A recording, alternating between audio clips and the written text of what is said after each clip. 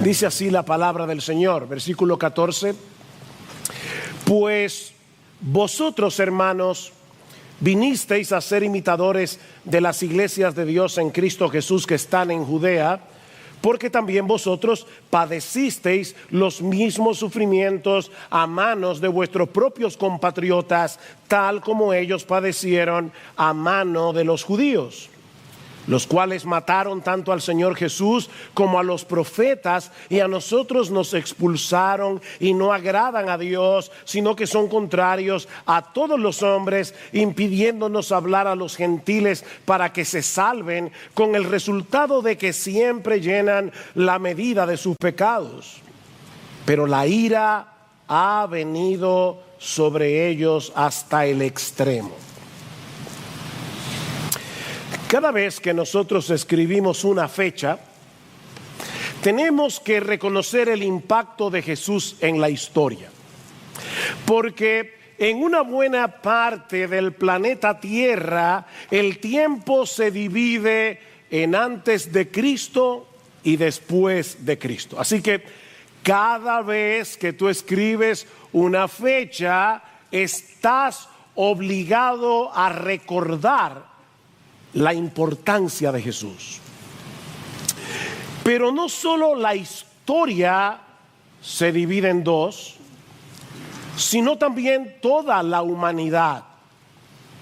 Porque después de su venida solo hay dos grupos de personas en el mundo. A nosotros nos encanta crear categorías para dividir a las personas, para separarnos de los demás, para creernos que somos mejores que otros. Pero lo cierto es que en el mundo solo hay dos grupos de personas, no más, solo dos: los que creen en Cristo y los que no creen, los que son suyos y los que no lo son, los que lo aman y lo adoran y los que lo rechazan con todo su corazón.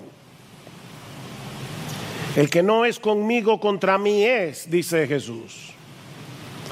No se puede ser indiferente, no se puede ser neutral ante la persona de Jesús, porque óyeme bien, mi amigo que estás aquí, no hacer nada con Jesús es una declaración de guerra. Nadie aquí, jóvenes que tal vez han nacido en esta iglesia, no hay nadie que sea neutral con respecto a la persona de Jesús. Si el Dios del cielo nos llama a arrepentirnos, si el Dios del cielo nos llama a creer en su Hijo, seguir a su Hijo, reaccionar con indiferencia es un acto de rebeldía. De manera que Cristo, contrario a lo que piensan muchas personas, es el gran divisor de la raza humana. Cristo divide la raza humana. Él mismo dice en Mateo capítulo 10, versículo 34, que Él no vino al mundo a traer paz, sino espada. Qué declaración más extraña, ¿verdad? El príncipe de paz dice que Él vino a traer espada. Porque vine a poner al hombre contra su padre, a la hija contra su madre, a la nuera contra su suegra, y los enemigos del hombre serán los de su misma casa. Ahora, esta es una moneda de dos caras, porque así como Cristo nos separa del mundo, al mismo tiempo nos hace uno con su pueblo. Vean una vez más la comparación que hace Pablo en el versículo 14. Dice: pero vosotros, hermanos, vinisteis a ser imitadores de las iglesias de Dios en Cristo Jesús que están en Judea. La iglesia en Tesalónica estaba compuesta mayormente por gentiles, es decir, por personas que no eran judías. Las iglesias en Judea estaban compuestas prácticamente en su totalidad por personas judías, y sin embargo Pablo los describe exactamente de la misma manera. Noten el versículo 1, Pablo, del capítulo 1, Pablo, Silvano y Timoteo, a la iglesia de los tesalonicenses, en Dios Padre y en el Señor Jesucristo. ¿Se dieron cuenta la similitud? Las iglesias de Dios que están en Judea están en Cristo Jesús. Bueno, la iglesia en Tesalonicense está en Dios y Padre y en el Señor Jesucristo. En otras palabras, mis amados hermanos, la iglesia en Tesalónica, compuesta mayormente por gentiles, y las iglesias de Judea, compuesta mayormente por judíos, compartían la misma identidad. El trasfondo racial, el trasfondo cultural, el trasfondo socioeconómico no es lo que ahora nos define. Lo que nos define es el hecho de estar en Cristo. En Cristo. Y eso nos lleva, mis hermanos, a la primera enseñanza que podemos extraer de este pasaje y que no es del todo evidente en una primera lectura. Y es el hecho de que debido a nuestra unión con Cristo somos un solo pueblo que compartimos una misma identidad. Vean de nuevo otra vez el versículo 14. Vosotros, hermanos, vinisteis a ser imitadores de las iglesias de Dios en Cristo Jesús que están en Judea. Cualquier iglesia de cualquier parte del mundo puede ser descrita exactamente de la misma manera. No importa que esté en República Dominicana, no importa que esté en Estados Unidos, no importa que esté en China, es la iglesia de Dios en Cristo Jesús que está en República Dominicana, o que está en Cuba, o que está en Chile, o que está en donde sea. Tenemos la misma identidad.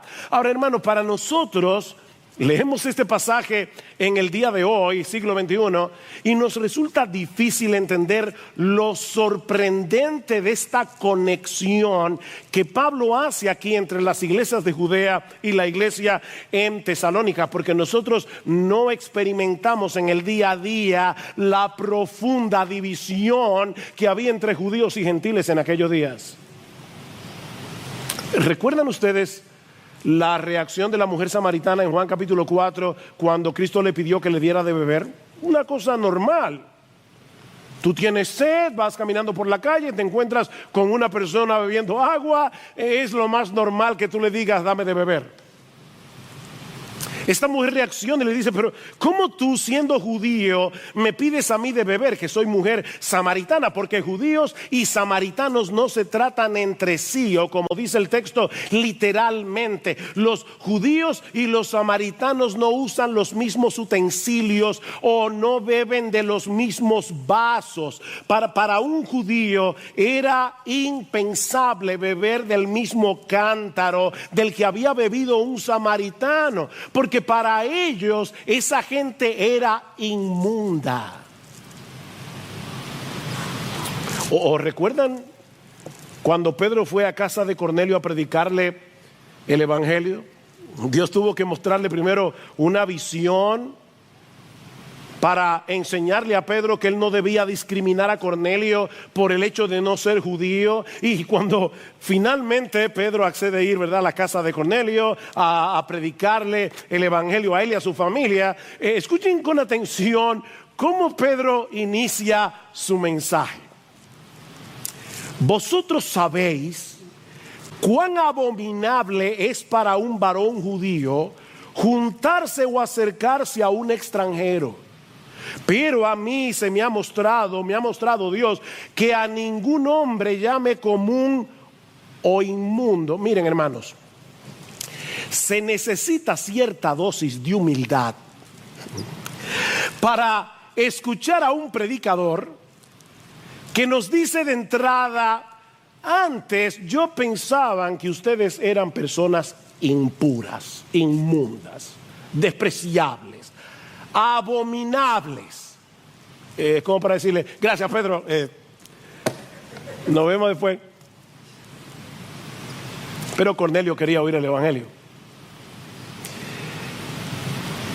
Mis hermanos, esa era la perspectiva generalizada que los judíos tenían del resto del mundo.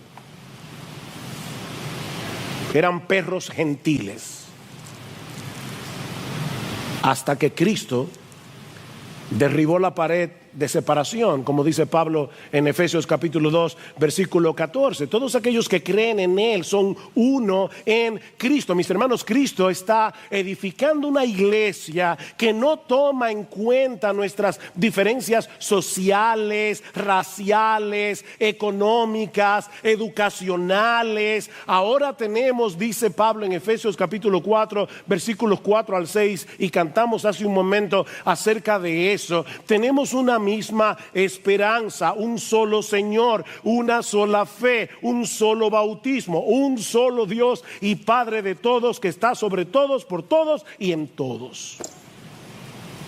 Las cosas que nos unen en Cristo son más importantes que las que nos distinguen a unos de otros humanamente hablando. Miren, mis hermanos, nosotros tenemos más cosas trascendentales en común con un chino cristiano que con un dominicano incrédulo. Un doctor de Harvard tiene más cosas trascendentales en común con un analfabeto cristiano que con otro doctor de Harvard. Somos uno en Cristo. Y mis hermanos, eso debe producir en nosotros un fuerte apego por nuestra iglesia local y un amor sincero y genuino por la iglesia universal. La iglesia de Cristo no son estas cuatro paredes. Somos parte de algo mucho más grande. Somos uno en Cristo, por más distinto que seamos en otras cosas. Pero eso que nos une con otros creyentes es precisamente lo que nos separa del mundo. Y es lo que produce oposición y rechazo por el hecho de ser cristianos. Lo que nos lleva a la segunda enseñanza de nuestro pasaje. Ya hemos visto que debido a nuestra unión con Cristo somos un solo pueblo que compartimos una misma identidad, pero aprendemos también que debido a nuestra identificación con Cristo somos un pueblo que compartimos la misma hostilidad. Versículo 14 de nuevo. Pues vosotros, hermanos, vinisteis a ser imitadores de las iglesias de Dios en Cristo Jesús que están en Judea. ¿En qué vinieron a ser imitadores? Porque también vosotros padecisteis los mismos sufrimientos a manos de vuestros propios compatriotas, tal como ellos padecieron a mano de los judíos. Todas las iglesias de Cristo, las verdaderas iglesias de Cristo, independientemente de la denominación, independientemente del país donde estén, nos parecemos en varias cosas.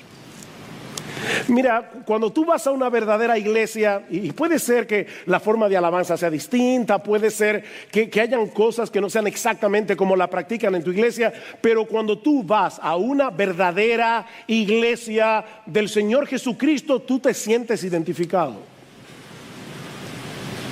Hay cosas importantes en común, y una de ellas es que todas experimentan rechazo y oposición.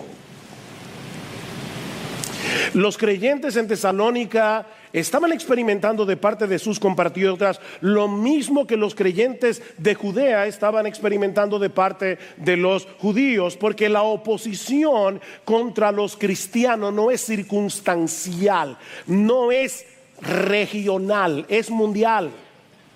Es mundial, aunque obviamente no siempre será en la misma medida, no siempre será con las mismas manifestaciones. No es lo mismo ser un cristiano en República Dominicana que ser un cristiano en Corea del Norte. No es lo mismo, yo no estoy diciendo eso. Pero el Señor nos advirtió en varios lugares, en Juan 15 por ejemplo: si el mundo os aborrece, sabed que a mí me ha aborrecido antes que a vosotros. Si fuerais del mundo, el mundo amaría a los suyos, pero porque no sois del mundo, antes yo os elegí del mundo, por eso el mundo os aborrece. Habitamos en el mismo mundo, pero ahora pertenecemos a otro reino. Tenemos otro Señor, otro amo, otro dueño. Nos regimos por motivaciones y valores distintos y eso crea problemas. Pablo le dice a Timoteo en su segunda carta que todos, subrayen eso, todos los que quieren vivir piadosamente en Cristo Jesús padecerán persecución. Nota, mi hermano, que Pablo no dice algunos, Pablo no dice la mayoría, Pablo dice todos los que quieren vivir piadosamente en Cristo Jesús padecerán persecución. La única manera en que un creyente puede evitar esa persecución es esforzándose por parecerse al mundo lo más posible. Pero todos los que quieren vivir piadosamente en Cristo Jesús padecerán persecución. Eso es inevitable. Capítulo 3, versículo 3. Pablo dice: yo les escribí esto a fin de que nadie se inquiete por causa de estas aflicciones, porque vosotros mismos sabéis que para esto hemos sido destinados. Ustedes saben eso, yo se lo dije cuando estaba allá, que vamos a ser perseguidos. Pero en vez de llenarse de amargura, en vez de llenarse de resentimiento en medio de la persecución, mis hermanos, estos nuevos creyentes en Tesalónica estuvieron dispuestos a sufrir por causa de su fe. Y eso es lo que mueve a Pablo a darle gracias a Dios, porque esa perseverancia es un fruto de la obra de la palabra de Dios en nosotros por medio de su Espíritu. Y ahora vamos a tener que conectar el versículo 13 con el 14. Lo estudiamos hace 3 domingos atrás. ¿Qué dice el versículo 13? Por esto también nosotros sin cesar damos gracias a Dios, de que cuando recibisteis la palabra de Dios que oíste de nosotros, la aceptasteis no como la palabra de hombres, sino como lo que realmente es la palabra de Dios, la cual también hace su obra en vosotros los que creéis. Como Pablo sabía que la palabra de Dios estaba obrando en los tesalonicenses, precisamente por el hecho de que ellos estaban perseverando en medio de la persecución. Versículo 14: pues vosotros, hermanos, yo sé que la palabra de Dios está obrando en ustedes y por eso le doy gracias a Dios, y la razón es porque vosotros, hermanos, vinisteis a ser imitadores de estas iglesias en Judea que estaban siendo y están siendo perseguidas. Lo que Pablo está diciendo aquí es algo como esto: mis hermanos, yo sé que la palabra de Dios está obrando en ustedes. Yo lo sé, porque están dispuestos a sufrir por Cristo, porque están dispuestos a permanecer aferrados a su Señor en medio de la aflicción, manifestando el gozo del Espíritu Santo. No olviden el capítulo 1, versículo 6, porque nosotros estudiamos una carta en la iglesia y nos pasan meses entre un texto y otro, pero esta fue una carta que ellos leyeron como una carta. ¿Y cómo se lee una carta? Ustedes leen una carta, una hoja hoy, otra hoja mañana y otra hoja pasado mañana, o ustedes leen la carta entera. Bueno, ellos leyeron la carta, y ¿saben lo que dice esta carta un poco antes en el capítulo 1, versículo 6? Y vosotros vinisteis a ser imitadores de nosotros y del Señor, habiendo recibido la palabra en medio de mucha tribulación, con el gozo del Espíritu Santo. Y si estuvieron atentos a la lectura de Salvador al principio, En la segunda carta, en el capítulo 1, en el versículo 3, Pablo dice: siempre tenemos que dar gracias a Dios por vosotros, hermanos, como es justo, porque vuestra fe aumenta grandemente y el amor de cada uno de vosotros hacia los demás abunda más y más, de manera que nosotros mismos hablamos con orgullo de vosotros entre las iglesias de Dios, por vuestra perseverancia y fe en medio de todas las persecuciones y aflicciones que soportáis. ¿No es verdad, mis hermanos, que muchas veces cuando estamos en medio de una aflicción nos aislamos de la gente? Tendemos a ser individualistas. Estos creyentes experimentaron todo lo contrario. Ellos estaban siendo perseguidos, estaban en medio de mucha aflicción. ¿Y qué estaba pasando entre ellos? Dice: el amor de cada uno de vosotros hacia los demás abunda más y más. Y Pablo dice: yo le doy gracias a Dios. Como dice Ligon Duncan, Pablo mira a estos creyentes de Tesalónica manteniendo su fe en medio de una intensa persecución, y eso despierta su gratitud hacia Dios. Te doy gracias, Señor, porque el evangelio es tan real en sus vidas que están dispuestos a sangrar por él. Y eso es solo una obra del Espíritu Santo. Eso no es natural. Miren, mis hermanos, y yo me sentí muy amonestado, honestamente, esta semana, viendo otra vez esta actitud de Pablo de dar gracias por otros. Mis hermanos, nosotros debemos tener ojos para ver la obra de Dios en las vidas de nuestros hermanos que sufren y que sufren bien, y darle gracias a Dios por lo que Él está haciendo en esos hermanos. Y miren, no tiene que ser algo tan dramático como morir en una hoguera. Hay creyentes aquí que son rechazados por sus familiares incrédulos por el mero hecho de ser cristianos, y aún así no reniegan de su fe. Hay hermanos aquí que no han podido seguir escalando en su empresa, no pueden seguir escalando. ¿Saben por qué? Porque rehúsan comprometer su integridad.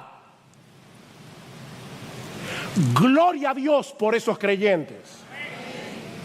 El Espíritu Santo está obrando allí. Hay algo que el Espíritu de Dios está haciendo. Hay jóvenes aquí, jóvenes que son burlados en los colegios, en las universidades, porque ellos deciden ir en contra de la corriente, porque ellos tienen pantalones como para comportarse como cristianos en medio de una generación que parece haber perdido la brújula moral.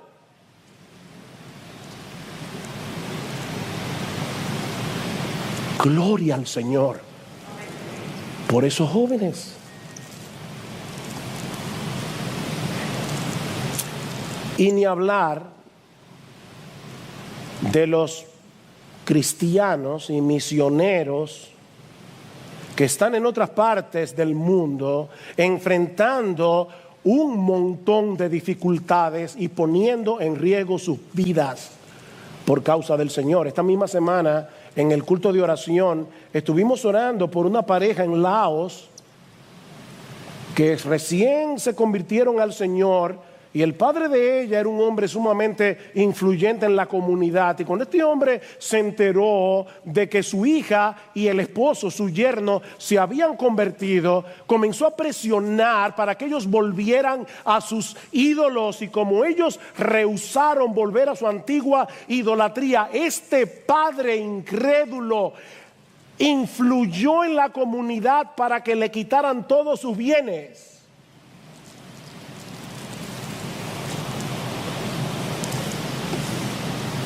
Ese es el tipo de cosas que los cristianos han estado padeciendo a lo largo de toda la historia, ¿no? El autor de la carta a los hebreos menciona a un grupo de creyentes que precisamente habían sufrido el despojo de sus bienes, al igual que estos hermanos en Laos, solo que el autor de la carta a los hebreos le añade dos palabritas muy importantes. El despojo de vuestros bienes sufristeis con gozo.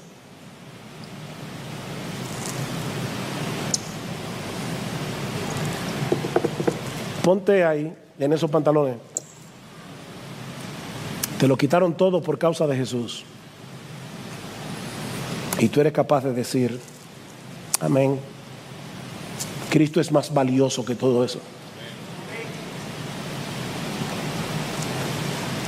¿Ustedes recuerdan a Pablo y a Silas en Filipos? Dice que en Hechos 16, 23, que después de haberlos azotado mucho, dice el texto, y después de llevarlos al calabozo que estaba en el interior, miren, una cárcel, yo tuve la oportunidad de ir a una cárcel en Roma, la cárcel Mamertina, donde probablemente estuvo el apóstol Pablo. Miren, una cárcel en aquellos días, en el piso más de arriba, era horrible. A Pablo y a Silas lo pusieron en la cárcel de más adentro, encadenados. ¿Y saben lo que sucedió?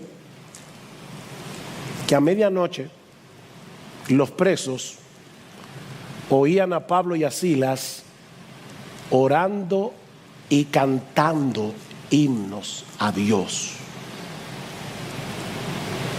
Golpeados, magullados, encadenados, cantando himnos a Dios. ¿Cómo explicamos algo así? Por la obra del Espíritu Santo. Es el Espíritu Santo el que actúa en nosotros la fe. Él es que obra la fe para esperar en las promesas de Dios reveladas en su palabra. Es el Espíritu Santo el que hace viva la palabra en nuestro corazón, dándonos certeza de que Dios nos ama, dándonos certeza de que ni una sola de sus promesas quedarán sin cumplimiento. No olviden el contexto. Pablo está dando gracias al Señor porque cuando ustedes recibieron la palabra de Dios que oíste de nosotros, la recibisteis no como palabra de hombres, sino como lo que es en verdad la palabra de Dios. De manera que cuando estos hermanos oían, el Señor es mi pastor, nada me faltará, en lugares de delicados pastos me hará descansar, ellos sabían, esa es la palabra de Dios, porque a los que aman a Dios todas las cosas les ayudan a bien. Esto es palabra de Dios. Y el Espíritu Santo está allí recordándonos y obrando en el corazón y diciéndote, hijo mío, esta es palabra de Dios, palabra de Dios. Estas no son promesas vacías, esto no es sopa de pollo para el alma, no. Esto es palabra de Dios.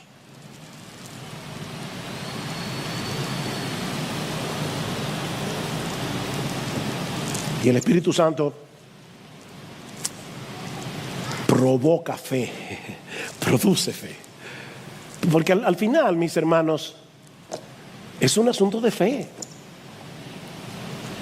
¿Qué dice Pablo en Romanos 15?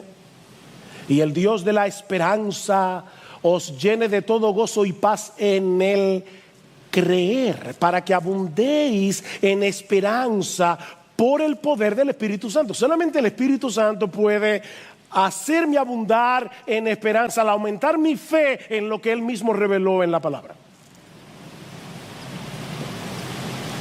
El Espíritu Santo nos llena de esperanza en el dolor, alimentando nuestra confianza en Dios, por lo que sabemos de Él, de nuestro Padre, en su palabra. Pero sobre todas las cosas, el Espíritu Santo es el que abre los ojos de nuestro entendimiento para que seamos capaces de ver la gloria y hermosura de nuestro Señor Jesucristo. Mis hermanos, Él es tan glorioso, Él es tan hermoso, Él es tan maravilloso que vale la pena sufrir por el gozo y el deleite de conocerlo a Él.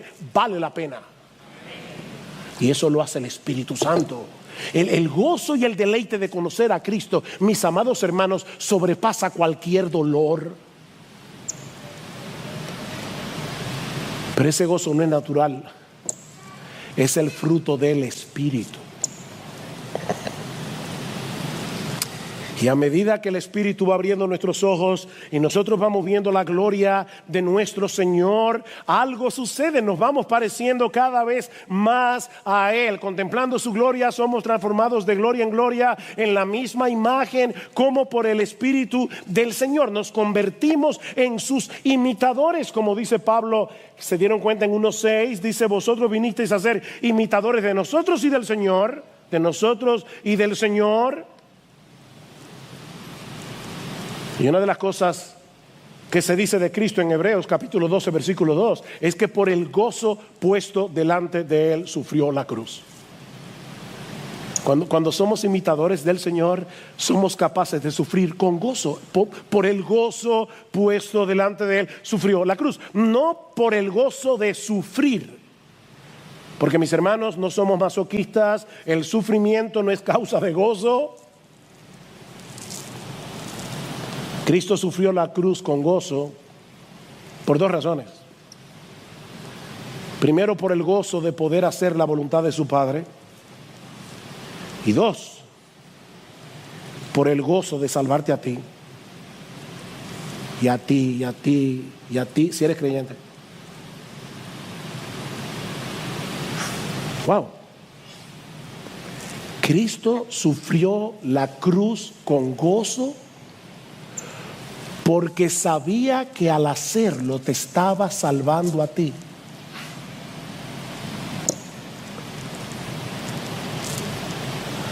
Así que al reaccionar de este modo, en medio de su aflicción, estos creyentes en Tesalónica estaban imitando a los misioneros que les llevaron el evangelio, estaban imitando a los hermanos de Judea, y todos a su vez estaban imitando a Jesús, al que tú y yo también tenemos que imitar, en ese sentido.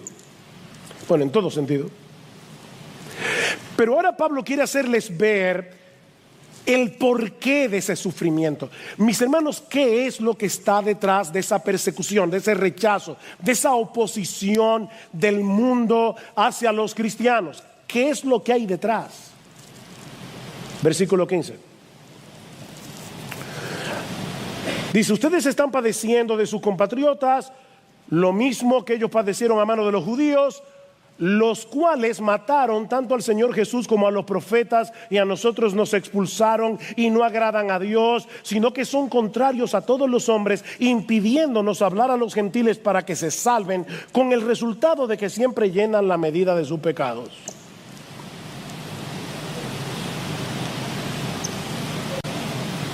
¿Saben qué, mis hermanos? A final de cuentas, el problema del mundo incrédulo con los cristianos va más allá de un asunto personal. Es personal, pero por lo que representamos. En realidad, es un rechazo a la verdad de Dios y al Mesías de Dios. Eso es lo que está detrás. Esta acusación de Pablo es tan seria contra los judíos que algunos han acusado a Pablo de ser antisemita. Increíble. Es decir, alguien que odia a los judíos. Ahora, hermanos, esta es una acusación absurda. Primero, porque Pablo era judío.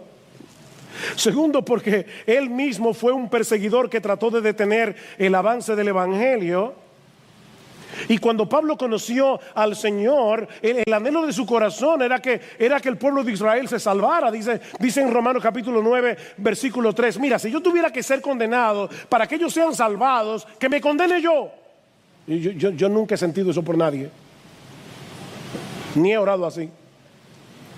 El deseo de mi corazón y mi oración a Dios por Israel, Romanos 10:1, es para salvación. Pablo no era un antisemita.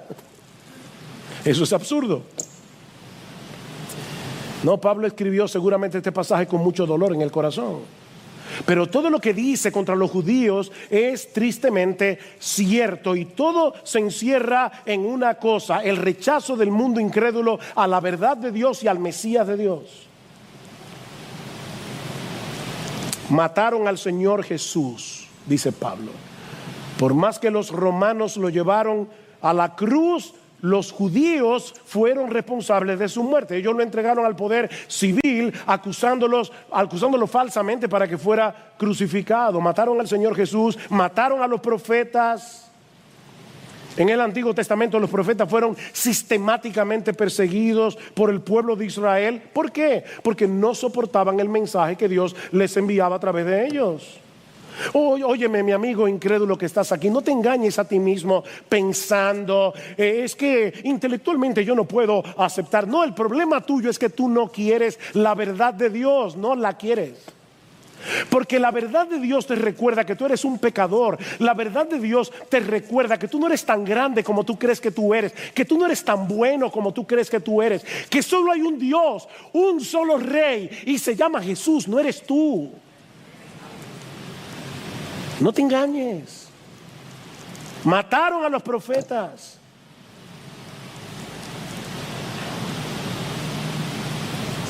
Expulsaron a los misioneros cuando les llevaron el evangelio. Dicen en Hechos 17:5 que los judíos, llenos de envidia, oigan esto, llenos de envidia, llevaron a algunos hombres malvados de la plaza pública, organizaron una turba y alborotaron la ciudad. Y es por eso que Pablo los acusa nada más y nada menos que oponerse a todos los hombres. ¿Lo vieron en el versículo 15? No agradan a Dios, sino que son contrarios a todos los hombres. ¿Saben lo que Pablo está diciendo aquí? Que son enemigos de la humanidad. Wow. ¿Saben por qué son enemigos de la humanidad? Porque están impidiendo la predicación del evangelio, que es lo único que puede salvar al pecador. Por eso dice en el versículo 16, impidiéndonos hablar a los gentiles para que se salven. Impidiéndonos hablar a los gentiles. Miren, mis hermanos, no hay un pecado más odioso a los ojos de Dios que tratar de frenar el avance del evangelio. ¿Sabéis por qué? Porque la mayor necesidad de cualquier hombre es reconciliarse con Dios por medio de la persona y la obra de nuestro Señor Jesucristo. Eso es lo más odioso a los ojos de Dios.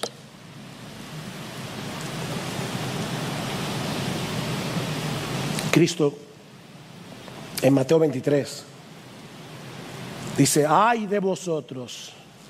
Y cuando Cristo dice ay de vosotros, escribas y fariseos, hipócritas, porque cerráis el reino de los cielos delante de los hombres, pues ni vosotros entráis, ni dejáis entrar a los que están entrando.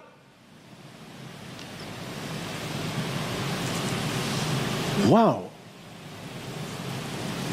Y un poco más adelante, Cristo dice, ustedes llenan la medida de la culpa de vuestros padres. ¿No es muy similar a lo que dice Pablo aquí? Dice, impidiéndonos hablar a los gentiles para que se salven, con el resultado de que siempre llenan la medida de sus pecados.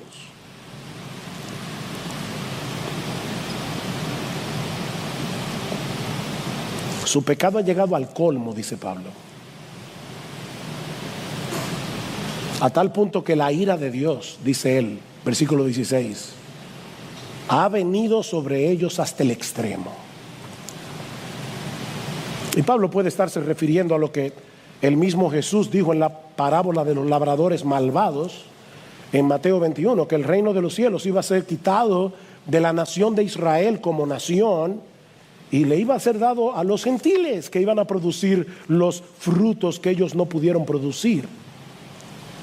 Ahora la iglesia es el nuevo Israel, compuesta por judíos y gentiles creyentes que proclamamos el mensaje que la nación de Israel recibió a través de sus profetas sobre la obra, la persona de nuestro Señor Jesucristo.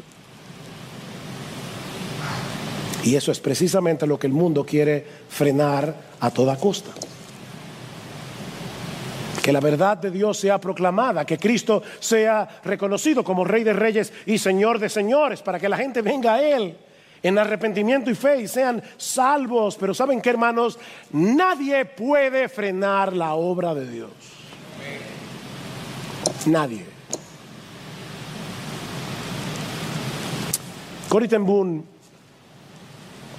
aquella mujer cuya familia escondió judíos para librarlos de los nazis durante la Segunda Guerra Mundial, fue llevada junto a su hermana Betsy a un campo de prisioneros horriblemente inhumano, a Ravensbrück. El cuartel en el que las encerraron estaba sobrepoblado, mucha gente, pero lo peor es que estaba infestado de pulgas. La mañana en que llegaron, leyeron juntas Primera Tesalonicenses, capítulo 5, 16 al 18. Estad siempre gozosos, orad sin cesar y dad gracias en todo. Así que Betsy le dice a Corrie: ven, vamos ahora a dar gracias por cada aspecto de este nuevo alojamiento. Corrie ten Boom admite que al principio ella no quería. ¿Cómo le voy a dar gracias a Dios por las pulgas? Pero su hermana seguía insistiendo. Aquí dice: dad gracias en todo. Finalmente, Corrie accedió. A medida que pasaban los meses, ellas se sorprendían porque comenzaron a realizar un estudio bíblico en las barracas. La gente comenzó a venir, empezaron a orar, y lo que las sorprendía era que los guardias no interferían, las dejaban tranquilas. ¡Qué raro! Más tarde descubrieron que la razón por la que los guardias no interferían era por las pulgas. No querían ser infestados. Porque Dios tiene muchas formas creativas de glorificar su nombre y de expandir el evangelio.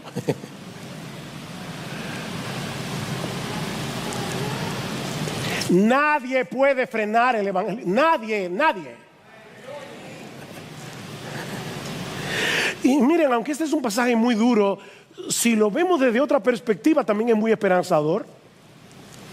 Mis hermanos, el hombre que escribió estas palabras un día estuvo del otro lado de la verja. No lo olviden.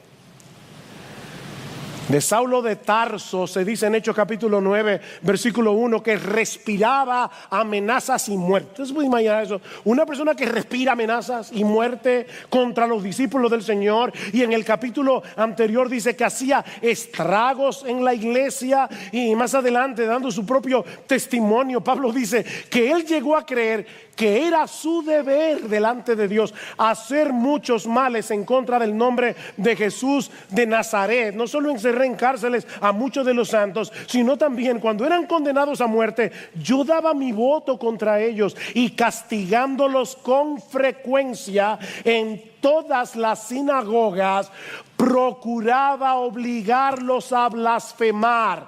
Pablo estaba allí diciendo: maldice a Cristo, maldice a Cristo. El hombre que escribió Primera Tesalonicenses.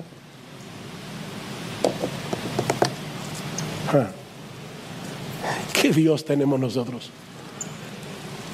Pablo odiaba a Cristo y a los cristianos con cada fibra de su ser. Pero mis hermanos, no existe un ser humano en el mundo que pueda oponerse al llamado eficaz del Espíritu Santo. No lo hay.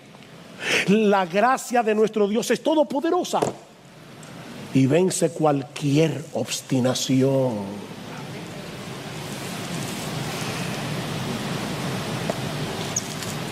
Mi hermano, no pierdas las esperanzas con tus hijos, no pierdas la esperanza con tu cónyuge incrédulo, no pierdas la esperanza con esos amigos que amas, por más endurecidos que estén hoy en sus corazones, porque Dios puede soplar sobre ese valle de huesos secos y traerlos de la muerte a la vida por el poder del Espíritu Santo.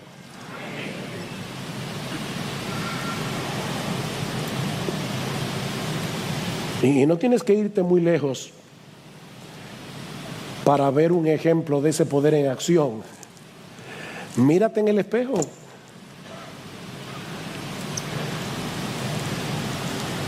Porque si Él te salvó a ti y me salvó a mí, también puede salvar a esos que se burlan, a esos que te rechazan por el hecho de que tú eres cristiano. Mírate en el espejo.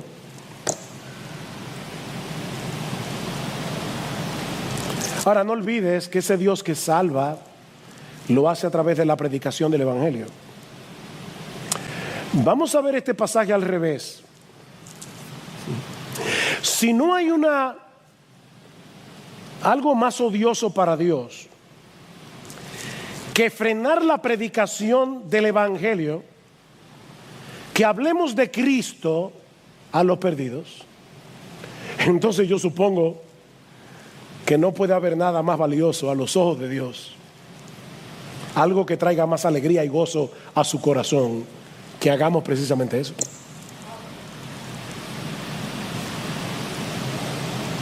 La mayor necesidad del incrédulo es reconciliarse con Dios, aunque en este momento él no lo sepa. Aunque ahora se encuentre a gusto con sus cadenas, él necesita liberación, él necesita ser rescatado del dominio, de las consecuencias del pecado que lo está llevando engañado a una condenación eterna. Y mis hermanos, ellos solos podrán ser salvos si tienen un encuentro con Cristo por medio de la predicación de su evangelio. Ese es el instrumento poderoso que usa Dios para salvar a los perdidos.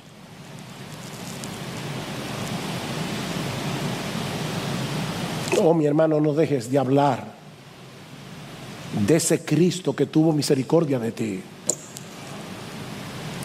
y que te trajo a salvación por el poder de su Espíritu Santo, porque Él puede salvar a otros por medio de tu predicación.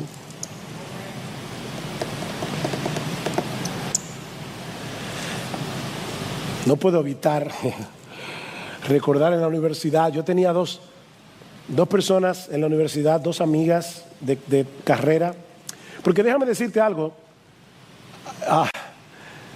no te aísles del mundo. Nosotros somos sal de la tierra, luz del mundo. Hay una diferencia enorme entre ser complaciente con el mundo, entre ser un mundano y estar en el mundo, dando testimonio de la gracia de Dios en Cristo. Que Cristo era amigo de pecadores y separado de los pecadores. La Biblia dice las dos cosas.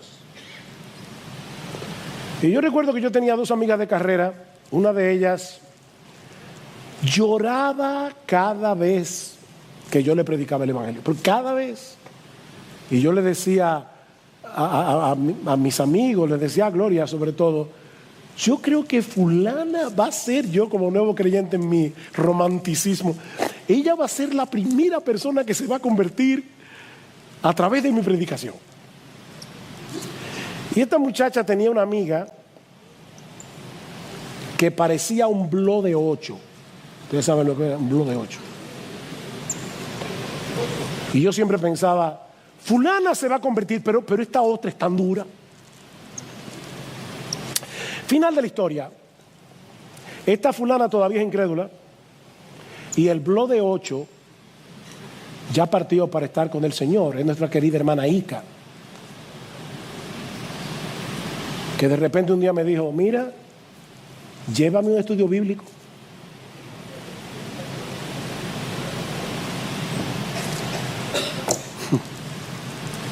El blog de 8. La gracia la derritió. Así que no dejes de hablar de Cristo, no dejes de hablar de Cristo. Y mira, cuando te rechacen, cuando se burlen de ti, ni se te ocurra sentir autocompasión. Ni se te ocurra. Mira en esa burla el reflejo de tu propia dureza cuando tú no eras cristiano. Y por el poder del Espíritu, regocíjate en la obra que Cristo hizo en ti de pura gracia para cambiar tu corazón de piedra en un corazón de carne. ¿Qué dice Pedro? Amados, no os sorprendáis del fuego de la prueba que os ha sobrevenido, como si alguna cosa extraña os aconteciese, sino gozaos por cuanto sois participantes de los padecimientos de Cristo, para que también en la revelación de su gloria os gocéis con gran alegría. Si sois vituperados por el nombre de Cristo, sois bienaventurados, porque el glorioso Espíritu de Dios reposa sobre vosotros. Es precisamente en ese momento que el Espíritu Santo viene con poder a animarte, a fortalecerte, a fortalecer tu fe, a recordarte la palabra, a recordarte que Dios te ama, a recordarte sus promesas. Bienaventurados sois. Pero no quiero terminar sin hacer una pregunta a las personas que nos visitan. Mi amigo, ¿en cuál de los dos bandos estás tú? ¿A cuál de los dos reinos tú perteneces? Porque si Cristo no es tu rey, tu amo, tu Señor, tú estás en el reino equivocado.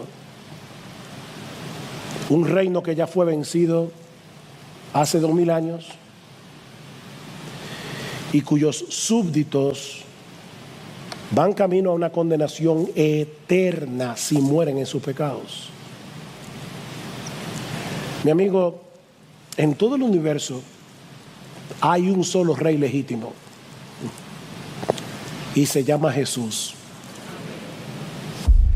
Un rey que tiene plena autoridad para decidir el destino eterno de los hombres. Y Él te ofrece hoy perdón y reconciliación. Si vienes a su trono de gracia clamando por misericordia, confiando únicamente en Él. Él es el único rey que siendo el Dios de gloria, estuvo dispuesto a humillarse hasta lo sumo, pagando con su propia vida la deuda eterna de los suyos, muriendo por ellos en una cruz. ¿Qué rey hay como nuestro rey? Él es el único rey en todo el universo que de verdad gobierna a favor de su pueblo, que solo procura nuestro bien, nuestro verdadero bien, aquí y por toda la eternidad. Y todavía, mi amigo, las puertas de su reino están abiertas para ti. Siempre que vengas en arrepentimiento y fe,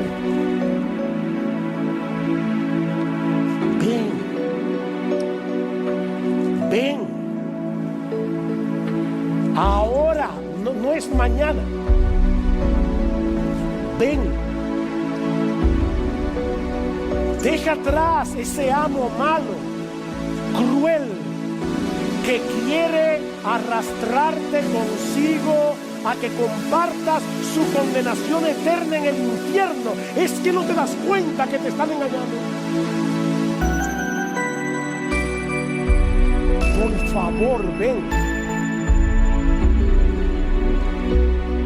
Acógete por fe a la misericordia del Señor. Acógete al perdón del Rey de Reyes y Señor de Señores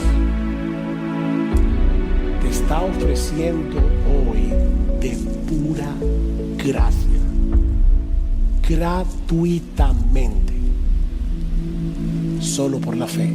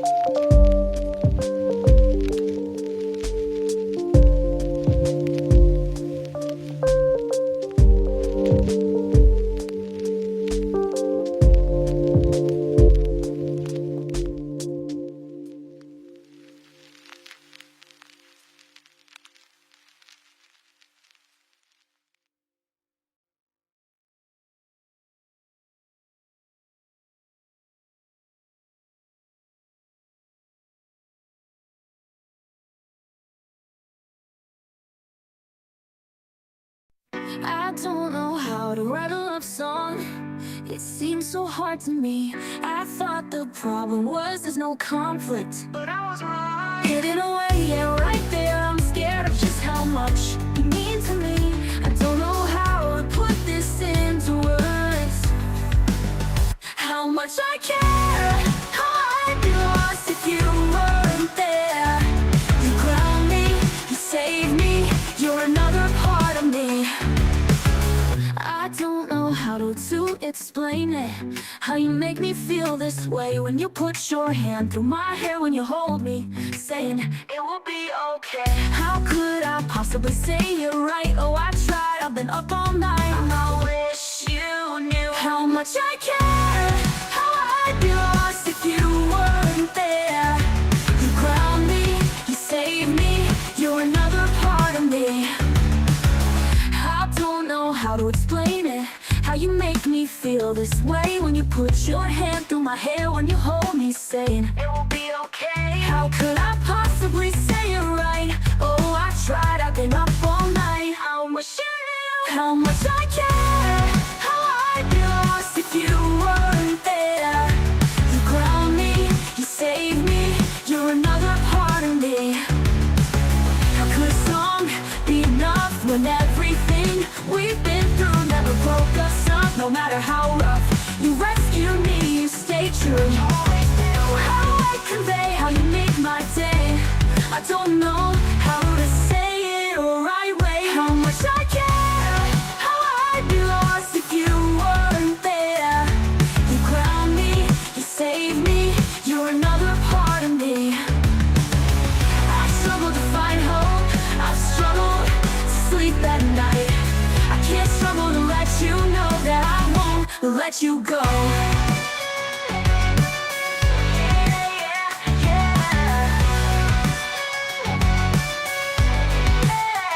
For so long, you helped me fight. We created life. I don't know if this is a love song. I don't know what to do, because I love you.